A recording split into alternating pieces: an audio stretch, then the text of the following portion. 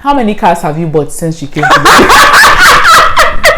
It's so much. I was losing count. Oh my god. Because there was You see this life there. People don't think Africans do all good things. You're a wife, you're a mother, and you're a nurse. That's and true. You can't afford to let any of these sectors lack. There were times when I would lock myself in the house and then I cry because I just didn't even know how to take the bus. Igbo. Rumokoro, Rumokuta, and they're like, yeah, I'm stopping there. Boy, Jesus, this guy's. I told you.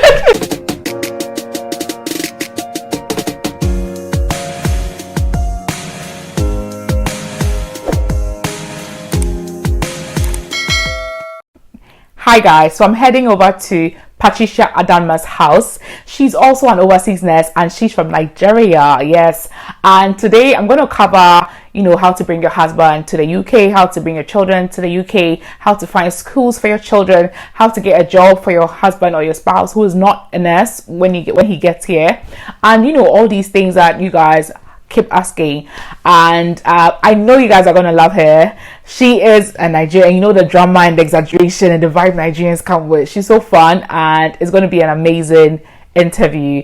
I will pop in questions she's unaware of just to make this interesting, all right? And I hope you guys enjoy just like you did with the first one. So this is episode 2 of One-on-One with an Overseas Nurse, and I hope you guys enjoy. All right, guys, all I ask is for you to subscribe. That's the only thing you can do to support, and it's free. Just hit the subscribe button and then kindly hit the notification as well so that when I upload you'll be notified. Guys, kindly send in your contribution in the comment section. If you have anything to contribute, just say it in the comment section, and then if there's any other topic you want me to cover, just let me know. Okay, so this is episode 2 of One-on-One with an Overseas Nurse, and I can't wait. Waiting for you to be here for the longest time ever. I'm happy that you're finally here. Okay. I'm so happy. God bless you. You've bullied my life into being here. I have a choice. Me, I know you already, but for the sake of those who are watching us and they don't know you, please tell me your name and then something little about yourself. My name is Moses Adanma Patricia. I'm a Nigerian. Okay. And I'm a nurse in the UK. Okay. I'm a wife. I'm a mother. Okay. And yeah. How long have you been in the UK? It's gonna be 2 years in March actually. 2 years in March. March 10th. Almost 2 years. That's nice. Are you a Yoruba or you are from Warri like myself? Igbo. Yeah, Igbo. I'm Igbo, yeah. Okay. And where did you school in Nigeria? I actually went to University of Port Harcourt. Okay. Uniport, yeah, in Port Harcourt. And then you did general nursing? I did a BSc in nursing. Okay, nice. And then if you were to do a BSc in nursing, it was like a package that came with you doing every other thing. Okay. So you find yourself doing the general nursing. Then you also had the opportunity to do the midwifery. You also have the opportunity to do public health. It's compulsory? So it's not really compulsory per se. You can decide to just do the general nursing and stop there. How many years is that one? You still have to finish your 5 years degree program. So the degree is 5 years? Yeah, the degree is 5 years. In Ghana it's 4 years. Really? Nigeria is 5 years. Then you get to do your council exam in your 3rd year. Okay. So you can decide that you've done your council exam, you just want to finish your degree and that's it. But then you can decide in your 4th year or your 5th year to do your midwifery.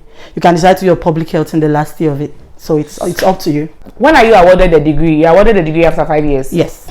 But in the 3rd year, you can do your council exam? Yes. And then you can practice as a nurse? Well, because you're doing a BSc program, you also want to get your degree, isn't it? So definitely you can't just get your license and then you decide to leave the school. So you get your license before you get your degree? Yes. Really? Yeah, I got my license in my 3rd year. Or is it? Oh. Yeah. I actually passed my council in my 3rd year kind of. Then I got my license like in my 4th year or so. I actually have a license in general nursing, then a license in midwifery and a license in public health before I got my BSc degree. You are here with your husband and 2 lovely boys, right? I know you came initially alone, then later your husband and your children joined. They came together? No, my husband came in a month after me. Your husband came a month after? Yeah. Okay. And then your kids came 6 months after. 6 months after. When your husband came, had you already finished the OSCE? No, he actually came the week of my OSCE, like wow, a couple of days for my OSCE. Would you advise somebody to come with them from the very beginning? If somebody is watching you and then they are now coming, they have a partner and they have kids, would you advise them to come with their husband from the very beginning, or you think no, wait, finish the OSCE? Like, what do you think? I think you should come in first, get settled, and then your spouse can come in. But even if you want your spouse to come in together with you, it's easier when it's an adult, because yes, he can take care of himself. You don't need to watch him, you don't need to babysit him or stuff like that. So yes, even if you want your spouse to come in together with you, that's fine. But then for the kids, everybody's entitled to their opinion though. But for me, I think it's best you come first of all, get settled, before you get the kids here, because it's a whole ball game. Okay, so when you say get settled, do you mean pass your OSCE and bring them, or you mean pass your OSCE, start practicing, work for a few months? Like, what do you mean by get settled? Like, when I say get settled, actually I mean, yeah, pass your OSCE is one of them. See, when you come from the part of the world where you come from, when you come from Africa and you're coming to the UK, it's a whole different world altogether. That's point number one. Because if I'm to tell you my experiences I had the very first month, I cried. Yes, there were times when I would lock myself in the house and then I cried, because I just didn't even know how to take the bus.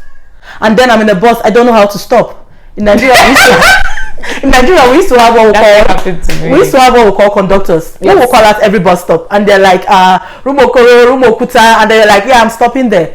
But here, you just get into the bus. The driver is like 10 miles away from you, and you're just sitting there, and he's just going. Nobody's saying anything. He just stops at a point, and people are getting down. And how did they stop? How am I going to stop? How am I going to stop? The first time I went to Lisbon, that was the first bus ride I took when I came to the UK. I got lost. I couldn't stop, and I just didn't want to ask anybody. So he took me around, and then he came back to the exact spot where he picked me up from. And then I came down and went to my house. Can you imagine? Just wasted. And I didn't even know how I came down, because it was actually packed. So the bus stopped. So I didn't have a choice than to come down. So you see, these are the kind of things you're going to definitely experience when you're new in the country. And then you're trying to sort out getting a house, getting an accommodation here. It's a whole lot. Yeah, it's tough. You're viewing houses. It's not like the way it used to be back home that you can just walk around with an agent. Here you're booking appointments to view a house. You're viewing the house. You're applying for the house. And then you wait for the consideration when you get it before you start thinking of moving in. Then aside from this, you also have to deal with starting a new job. You're also dealing with the practice. You're dealing with the differences that come with being new in a particular place. You're also dealing with different culture and everything. So being here with your kids at that moment might be a little bit too much, if you ask me. But your husband is okay. Yeah, your husband is okay. You might actually benefit from that support system. That's true. Yeah, you might actually benefit from that support system, because when you go out, because first you're the one with the job. So he just joined it. So when you go out, you come back, you're like, geez, I had a very crazy day. At least you had somebody to explain these things to. Yeah, and then it's like, oh, don't worry, it's all going to be fine tomorrow. That's true. You understand that part? True. So you might actually benefit from your spouse being here with you, or coming down with your spouse. But then with the kids, you need to tighten your belt very well. Good. It's not a joke at all. Like the process of your husband joining you. Tell us about the process. How was it? Things you need for your family to join you, if that's the question you're asking, right? Yeah. What's the process? Just okay. The process is just him applying for a visa. Okay. Because for the fact that he's your spouse and you have a document to show that he's your spouse. So just take us through the list. Okay, let's say first of all, you're going to need your marriage certificate. Your marriage certificate. A proof to show that this person is actually your spouse. Okay. Then he is going to need a police clearance. Police clearance. He's also going to need a TB certificate. TB certificate. Then you're going to get him a maintenance letter from your company. Okay. Stating that he is he's under their care also. Okay. Kind of. And that's it. Then he can apply for a visa. Okay. Then when he applies for the visa, so he doesn't need to add your COS. Did you add your COS? It's all contained in the maintenance letter. Oh. It's all in the maintenance letter. A maintenance letter, it's like a coverage given by your sponsor. That's your company. Okay. So since I'm with Four Seasons, and Four Seasons, okay, it's an A-rated company. Okay. So they could give you what is called a maintenance letter. And what is stated in the letter? This maintenance letter states to the Home Office. It's actually addressed to the Home Office, okay, telling them that this person coming in is under our care. Okay. Because ideally, if you were to just migrate to the UK, you're supposed to have a specific amount of money in your account to take care of you, pending when you get settled, get a job, and can fend for yourself. And you were supposed to show this money to have been in your account for like 3 months to the Home Office before you can get your visa. So, but then if you're coming in at as a spouse of someone in an A-rated company, they are going to give a maintenance letter, and this letter now is telling Home Office, don't worry about this person, we are going to take care of him financially. So Home Office will now not ask you to have that amount of money? No, they don't even have to see your bank account or anything like that. No. Oh, really? Yeah. So you're going to get the maintenance letter. That's one of the most important documents you need. Okay. It states that this person is the spouse of this person, and this staff, it's under us with this COS number. Okay. So it's all in the letter. At the time, there was no health and care visa. How much did you and your husband spend for him coming here? Hey, if you're talking about just him, and then just him, not the kids. Kids just him. Then there was the health surcharge at the time, and then we were on the two dependent visa. Yeah. So the health surcharge at the time was £400 a year, and he had to pay for 3 years. And because you're applying for a 3 years visa, you're paying for 3 years. And that was what, £8,200. That's a lot of money. That's a lot of money, especially in Nigerian. That is anything to buy a comfortable plot of land somewhere now. That's a lot of money. At the time, for bringing the spouse was close to £3,000. Because Christ. If the head surcharge was 1,200, the visa was 460. That was already, let's say, £1,700. You've not added the flights. The flight at when my husband came was around £800. So that was already how much? It's just budget like £3,000. So and other things about plus all that, the TB price, the price for the TB, the police checks, all the transportations, they go here, they go there, and all that. About £3,000. About £3,000, yeah. Okay, and then for your kids, for one child, it's still around the same, right? For the old process, or it's all depend on how long you've been in the UK, because that's we got to notice when we were applying for them. We'll notice that the price for their health surcharge was a little bit low, and that's because I had stayed 6 months here. So you see, my visa was down to 6 months now. So their visa was going to be just 2 years and 6 months. So instead of paying 1,200, it dropped to like 1,000. Really? Yeah, it dropped to 1,000. And I also know someone who applied after the spouse had stayed a year. It also dropped. So it depends on how long the principal applicant had stayed in the country. So now, with the current process, how much do you think like bringing a spouse will take? With the current process, bringing a spouse now shouldn't take anything more than £1,000. Are you serious? Yes, I am serious. Like, they are so lucky. I would say this is one positive thing that came out of COVID-19. I swear. Yeah. So health and care visa, all they have to pay is £232 for the visa, and there is no health surcharge anymore. Nothing. The health surcharge is actually the bulk of the money, and it's been scrapped. So now all they need is the £232, and the TB certificate, and the police clearance, and other documents, and then the maintenance letter, definitely from employer. And that's that. Wow. That's wow. You just pay for your flights. So now it's really cheap. Like 232 is like your one shift as a nurse. So it's something you can just blink an eye and that's true. Your family is there. That's true. So your family not really coming with you at the moment might not be because of the financial constraints. It might just be about you getting more settled and making the place more comfortable for them when they join you. Yeah. We those who are yet to do it, we are lucky now. Hey. You guys are so lucky. I know you are like a very, very busy person because you have your nurse duties. Mm-hmm. You have your mother duties, and at night when you have to sleep, you have your wifey duties as well. All included. How do you make it work in the UK? Because when I watch your status, I see that you are combining everything well and still having fun. You still have time to go out with your husband and your children. It's nice. Meanwhile, you are going to work and you are doing everything. You are keeping your home, and it's beautiful. How do you do it? Well, first of all, how many shifts do you do in a week? It's for 4 hours. That's 4 nights. 4 night shifts. Okay. Yeah. So, like, how do you do it? It's really not easy. Like, if I tell you right now that it's the bed of roses, I would be a very big liar. But then, you're a wife, you're a mother, and you're a nurse. That's and true. You can't afford to let any of these sectors lack. That's so true. You don't have a choice. You just have to make it work. That's true. You just have to make it work.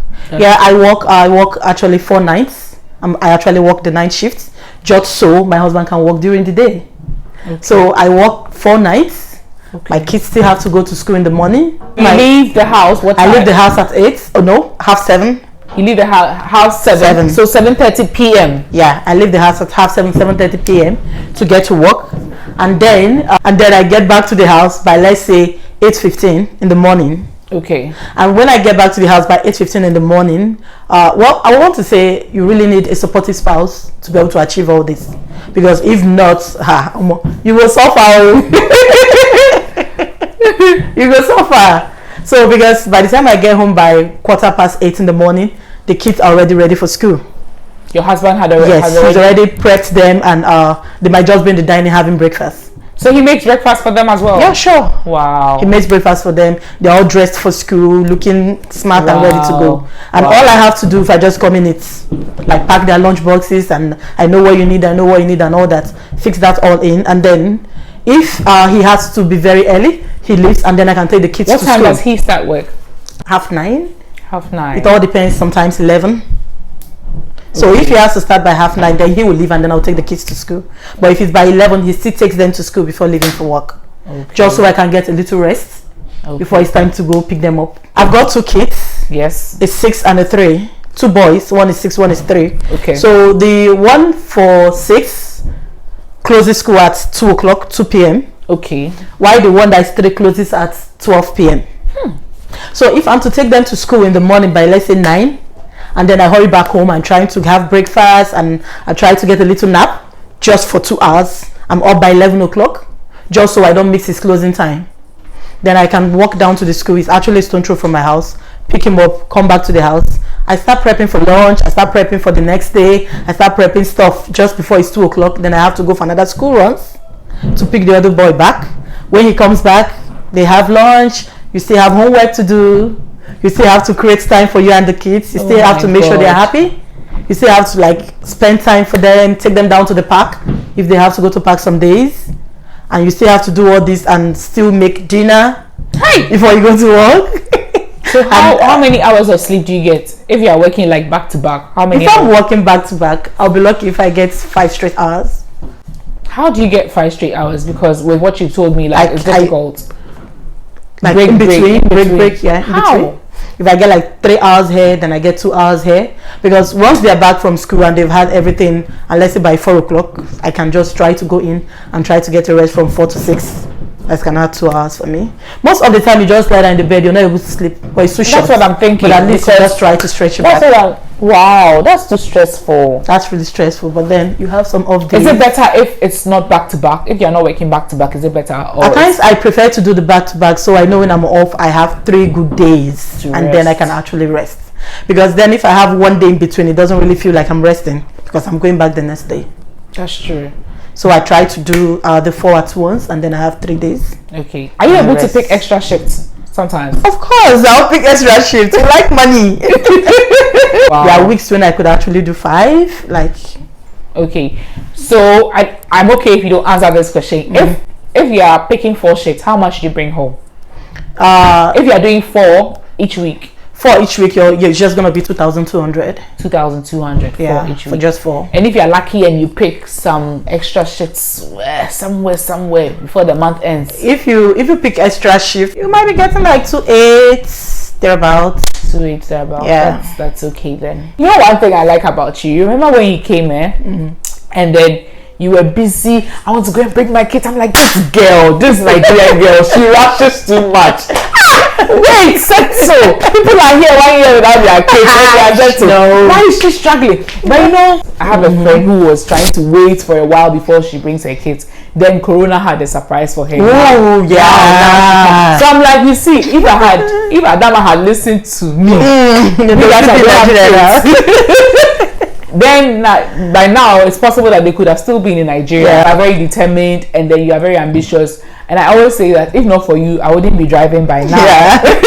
Because this girl, I want to come in the video, but I'm not looking nice today.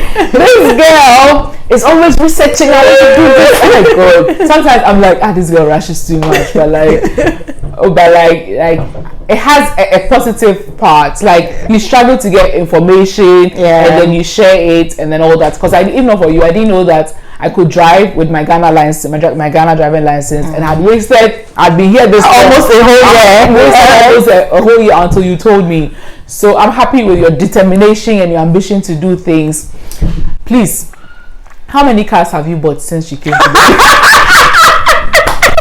Are you sure you want to know? I want to know how many cars have you bought? Well, let me introduce you to the latest baby. You see that baby back there? The red Mercedes? Wow. Oh, that's the latest one. Wow, that's a 4-wheel. That's beautiful. Wow. Congratulations. That's beautiful. I thought it was for some white man. Shy. You see this life there. People don't think Africans have good things. And I saw it, I'm like, I went back to my door. Some white man's car. It's really nice. How many cars? I'm laughing so much because it's so much. I was losing count. Oh my god. Because there was the Ford first, then there was the Civic, and then there was the Honda, and then there was the Suzuki. I did use the Suzuki for quite a while, and after Suzuki I did get a Citroen C3, and before this. So let's say you bought 5 cars. It's 6 actually. 6 cars. What sort of person are you? I'm very sure. I'm the sort of person who, if I have something now and I'm not very comfortable with it, I change it. Like, I don't have to endure. If I'm spending my money for something, it needs to make me happy. If it doesn't make me happy, I either increase the amount of money. Are you related to Dangote in any way? Straight away. It's my uncle's uncle. Kidding, please. So you sold 5 of those cars, and now you have 1. Yes. Okay. You got a car very, very early when you came. I was just too used to our cars at home, and when I came here, I just wasn't very comfortable taking the bus. Okay. That was it. And you don't regret like buying the car early? You think it's a good idea? That was the best idea. Really? Yes, it made mobility like very easy. Very easy.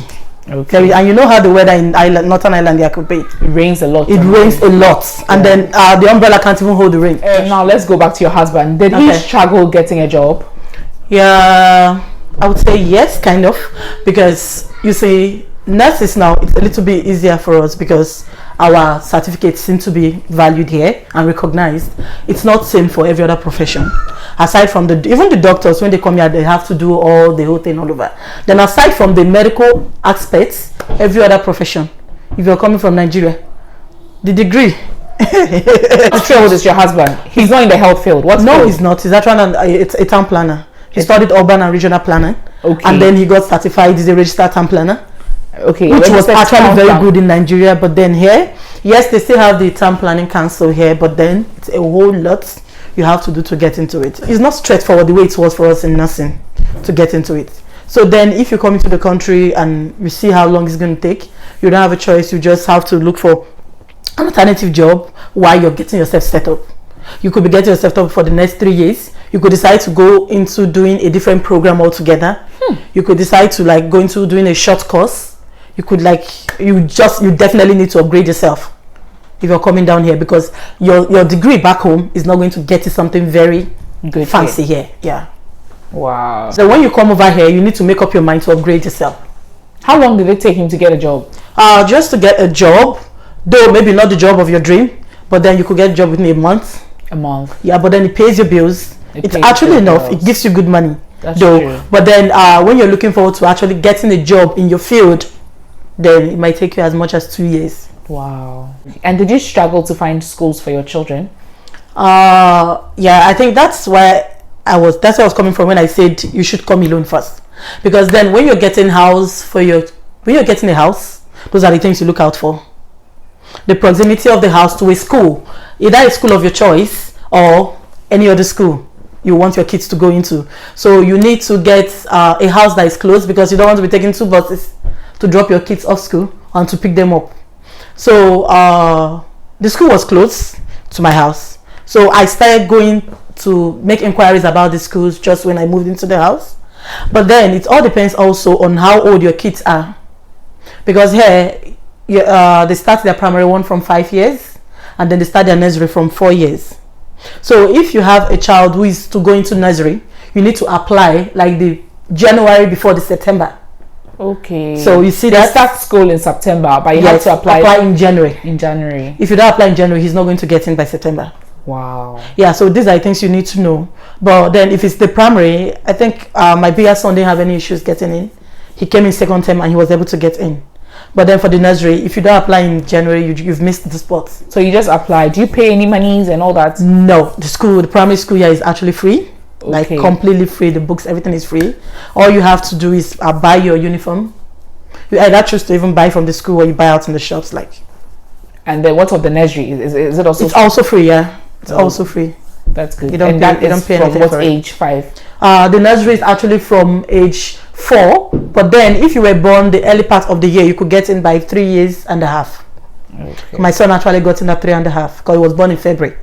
I'm actually learning a lot. Thank you very much. So do they complain of bullying in school, racism or discrimination, I should say? Well, for now, they're all kids. And you say kids really don't mind. They don't know whether you're black or you're red or you're green or you're purple.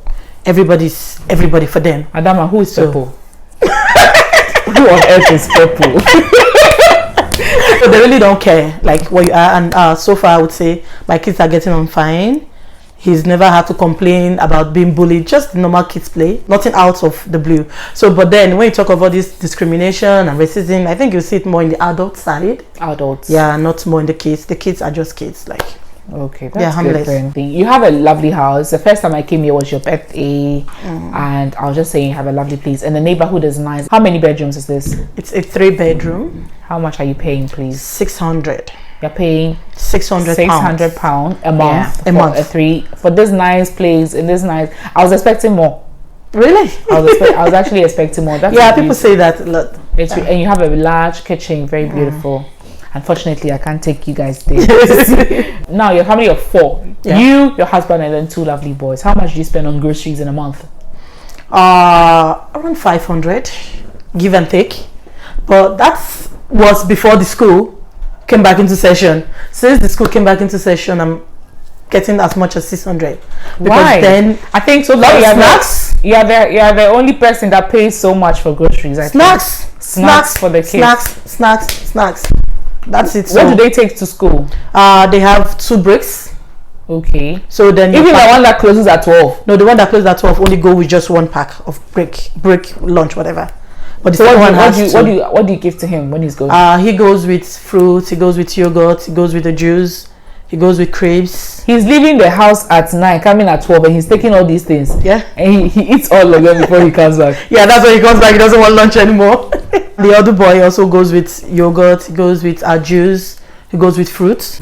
Then a proper dish, like maybe rice or something. Nigerian meals or? A Nigerian meal. I did try the school meal one. It didn't work out. The teacher even asked me not to waste my money anymore. How much do you pay for the school meals? Oh, I really can't remember. But then it wasn't expensive. Like £5? For a week was around £7 or so. £7 for a week. Thereabouts. Okay, that's fine. It wasn't expensive, yeah. Okay, and he didn't like it. So. He didn't like it. Oh, he didn't like it. He likes his jollof rice and his Indomie, and his eba, and his agushi, and his abono, and dodo, and whatever. What would you say is the best thing about being a nurse in the UK? It's nice. It's fulfilling, and you get good value for your time. That's like true. money wise, you get good value for your time. Not compared to other profession here though, but compared to where you're coming from. That's true. Yeah. The worst thing about being a nurse here? You might not get enough time for your family, and we're still crying for salary increase. How much are you making in Nigeria? How much are you making in Nigeria in a month? Well, the last salary I was getting before I left was 60,000. 60,000 naira. And that in pounds is like 120 pounds. Okay. A month. A month. That means Ghana is good, because Ghana is what, almost 300 pounds. Are you serious? What agency did you come with? I came with MMA. Ah. Shout out to MMA. MMA. Like, these guys were really even nice. They Hi, Melinda. Thank you so much. Please, I know that people will be asking you so many questions that I forgot to ask you in the comments. Okay. Please go there and answer them. Please go there and answer I'll try. them. Please go there and answer them. Thank you so much for your time and for everything. I appreciate it. God bless you.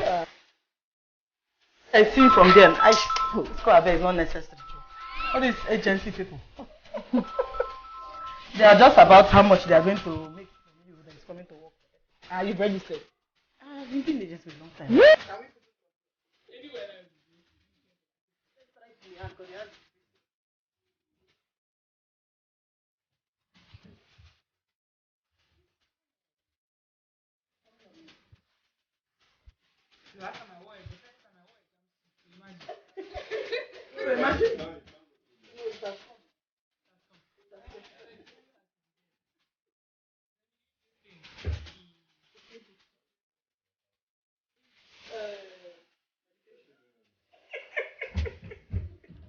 It's medication. You know when you're giving PRN, you don't want to go back and count the paracetamol.